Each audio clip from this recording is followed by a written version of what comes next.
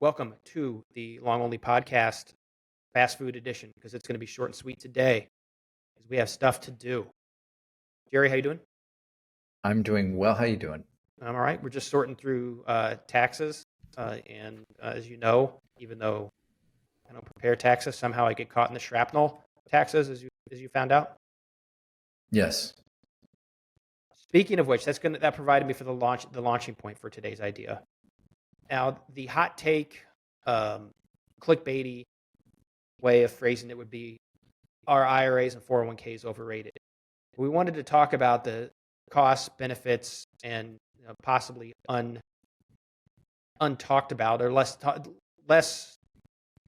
Just want to talk about the difference in saving and investing in your IRA versus a non-taxable account. There's benefits of saving for retirement, obviously, but money is also there to be used at some point. We don't just need money after we're 59 and a half. So, Jerry. Yeah, and this is a good topic, and we'll just say this is the only segment we're going to do today, and it's relatively straightforward, and we're not getting into any big heady, complicated, controversial issues. So that's kind of actually refreshing for a change. Tax time, so everybody's talking about Roth contributions and IRA contributions and SEP contributions, and should I be putting money in a non-deductible or deductible basis? There does seem to be a little bit of confusion out there sometimes, I think, and not surprisingly, I mean, Congress in its infinite wisdom or lack thereof makes these rules, or let's just say they give these general 30,000 foot prognostications of what the tax code and retirement type contributions to retirement accounts can be, and then they hand over the rulemaking and the guidelines to the IRS, which is just a horrible thing, frankly. And then we come up with these convoluted, crazy, plans that confuse everybody. So with in a short period of time, obviously we're not going to get into all of the nuances, but we're often asked. In fact, I mean, for as long as I've been doing this, individual clients have asked about these issues. Should I give to an IRA? Am I better off just saving outside of the IRA? And I think the answer is you need to do all of the above. And in fact, not only that, it needs to include some sort of insurance plan with it. And as I think we've stated before, we're favorable towards whole life insurance as a means to have an alternative asset class that builds cash value and over time never goes away. No matter how old you are, it will ultimately pay off at your demise. That's good, because I'm pretty old, Jerry. Well, which has real benefits to it that a lot of people don't think about when they do other types of insurance. Now, that's not to say that a young person should not also have term insurance, because it's most important to insure against the risk.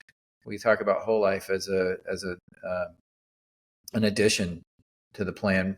And in addition to the possibly IRAs, preferably Roth, the younger you are. And what is the main difference? A regular IRA, the contribution may be tax deductible, and it grows tax deferred, but then it's taxable when it comes out. So there has over the years been a lot of discussion of, well, you're going to be in a higher tax bracket likely when you're taking it out. And so does it really make sense? I think for the most part, that's been put to bed as far as is it better to not do tax deferral and tax deductible contributions or pre-tax if it's a 401k, right? Remember, in 401k, you're actually having the money go to your 401k before it's taxed. I think all of this needs to be considered. In the full range of these options need to be considered. To the extent that you can, if you were to look at, I work for a company, I'm contributing to my 401k. One reason why you definitely want to do that is if the company is contributing on your behalf. And most companies, particularly larger companies and even mid-sized companies, will contribute at least some percentage on your behalf. So I see often, up to 3%, 4%, maybe even 5%, which is guaranteed return, right? You put the money in, you get a guaranteed return because they're putting money in for you on your behalf. It's almost like a profit sharing. It is basically a profit sharing contribution. So you certainly want to contribute at least to the extent that the company is matching you. Okay. But I would say even more, but not at the expense of other investing. So if you only have so much in the budget to build assets outside of the retirement plan, make sure you have a proper insurance coverage, especially when you're a young family. It all needs to be considered together. Probably the last consideration is the Roth, but not because it's the least important, just because usually you have to, there can be limits as to how much you can put in a Roth if you're participating in these other plans. So all of this, just to complicate matters, as I said when we started, the rules on these things can spin your head. It all needs to be considered together. And if you're not doing that, then it's problematic. And just as a loose framework, with a traditional IRA, you can always make a contribution. The question is just whether it is deductible and to what extent it's deductible. With a Roth IRA, you do have those harder limits. So the point to which you simply cannot make a contribution once you earn a certain amount of money or your household earns a certain amount of money. So keep those things in mind. One of the things that I think from a psychological standpoint that Jerry would probably say, would agree with, is your retirement money is there for when you need it, not necessarily for you to sit on your butt and do nothing through your 60s. Jerry is decidedly against retirement. I think having experimented with periods of working a little bit less than optimal, I would have to say it's very much overrated. So people need to work, and as to a large degree, and the retirement savings are there for when you aren't able to work anymore. But most people are somewhat healthy. 59.5 is not necessarily the time when you need to take up the rocking chair and take walks on the beach. So. Yeah, that's one of the most misunderstood and I think oversold.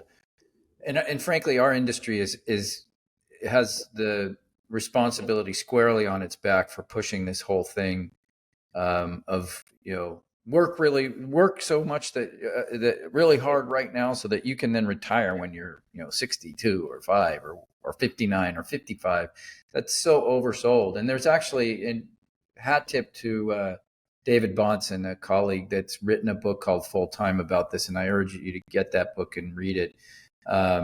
It really hits on the value of work, and this is something that I think more and more needs to get out there. I've seen over the years as the horror actually of folks who worked really hard so they could go retire. And then so much of their the meaning in life to them just kind of fell away. And in many cases, they would pass away in 5 years or 3 years or 6 years or 7 years, relatively young. That's common. That's not a rarity. That's a common thing. I think it's really important to stay in the game, and that doesn't mean okay, now I'm going to go sit on a board that meets once a quarter or once a month and go work at the nonprofit on Monday and Tuesday or Monday and Thursday. And I mean, those are all great things to do as well, but it really is keeping yourself in the game. And this whole idea, it sort of started with the pension, right? The idea of a pension, and for that matter, Social Security. But look, when those things were first invented, they never were intended to last for somebody much more than a year or 2 or 3, because life expectancies were, back in those days were 62. Now we've got life expectancy going up into late 70s, early 80s, and we're seeing regularly people in our client base living up into their 90s. And the people that make it into their 90s and they have their wits about them, they're people that kept going, that kept active in work. And one of the problems, it's bad for the economy because, we're seeing this right now. We've talked a little bit about the fact that there's a dearth of people who want to work, especially the younger people seem to have checked out. What was the statistic? We might have mentioned it the last time. There's something like 82% workforce participation, which is the same as it was in the Depression. So not good. That's really low. But unemployment is only 3% or 3.5%, I think, whatever it is. And which in our case now, compared to the Depression, when it was an 82% workforce participation for working age folks, there was 16, 17, 18% unemployment. Now we have 3.5% unemployment, which means 16 to 17% of folks aren't even in the game. That's a real problem. And how many of those people, now there's a lot of young people that are in that, but if you look at people in their late 50s, 60s, early 70s with expertise in their particular work, whether it be a skill, and obviously when you're in your 70s, you're probably not going to be swinging a hammer or digging ditches. But most people, if that's was something that they did at some point in their life, they then graduated on and advanced onto a layer of management or something that didn't require that kind of physical activity, and their expertise in that is sorely missing today. The people who we want to retire off, the people who have the most knowledge and wisdom to bring to the economy to help us grow, and for younger folks to learn from. So I think there's a lot of things missing in this equation that we've been selling people, that you can retire early, and you can, or retire at 50 or 45 or 55 or 60 or whatever it is. I think we need to get off of that, and have people thinking more along the lines of, I'm going to keep going. Doesn't mean you can't. We hear about, and David Bahnsen speaks to this, work-life balance, and it's like, well, maybe it's not supposed to be such a balance. I mean, work is such a part of our identity, and it's what keeps us going, and it's what is part of our meaning. Now this is going to be controversial, I suppose. I said we were going to be controversial here. We're hitting on a pretty controversial topic, but I think that that this has a big. The ramifications to the economy and economic growth, and the ramifications to culture in general and to society are significant with this